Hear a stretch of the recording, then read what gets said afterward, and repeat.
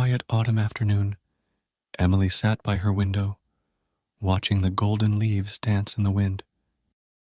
She had always loved this time of year, but today felt different. The warmth of the sun was still there, but her heart felt heavy.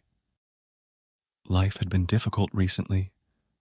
Work stress, personal challenges, and the overwhelming pressure to keep up with it all. She felt like she was running on empty. That afternoon, her grandmother called. "Emily, dear, why don't you come over for tea?" her grandmother asked in her usual gentle tone. Reluctantly, Emily agreed, hoping that the familiar comfort of her grandmother's house might lift her spirits. As she stepped into her grandmother's cozy home, the scent of freshly brewed tea and homemade cookies greeted her. Emily smiled despite herself.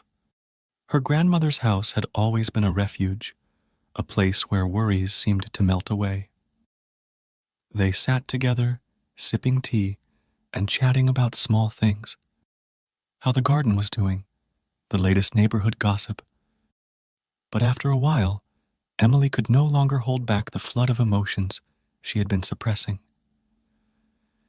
"Grandma, everything feels so overwhelming," Emily confessed, her voice breaking. "I feel like nothing is going right, and I'm just stuck." Her grandmother listened quietly, nodding thoughtfully. After a long pause, she gently reached out and placed a hand on Emily's. "I understand, dear. Life can be hard sometimes, and it's easy to feel weighed down by all the things that seem to be going wrong." She stood up and walked over to a small wooden box on a shelf. Opening it carefully, she took out a small, worn notebook. "This," she said, holding it up with a soft smile, "is my gratitude journal." Emily looked at her grandmother curiously. "A gratitude journal?" "Yes," her grandmother said. "Every day, no matter how hard things get, I write down 3 things I am grateful for.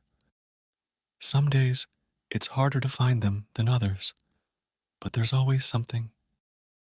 Her grandmother handed Emily the journal, and as she flipped through the pages, she saw the simple entries. "Grateful for the sunshine this morning. Grateful for the laugh I shared with my neighbor. Grateful for the strength in my legs to walk to the store." Emily looked up, feeling a mixture of awe and disbelief. "You do this every day?" "Every day," her grandmother said. "When your grandfather passed away, I didn't think I would ever feel happiness again. But then I realized that even in the darkest times, there are small lights, things that make life worth living. Focusing on those things doesn't take away the pain, but it reminds me that there is still beauty in the world." That evening, Emily went home with her grandmother's words echoing in her mind. She found an empty notebook and started her own gratitude journal. The first few entries were small, grateful for the warmth of her tea, for the soft blankets on her bed, for the kind smile from a stranger at the grocery store. As the days passed, Emily noticed a change within herself.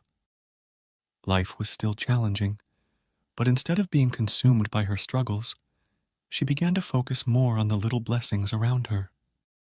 Gratitude shifted her perspective, allowing her to find moments of peace and joy even in the midst of chaos. Months later, on another golden autumn afternoon, Emily sat by her window, feeling a deep sense of contentment. Life wasn't perfect, but it was full of moments to appreciate, full of beauty, full of gratitude. And for that, she was truly thankful.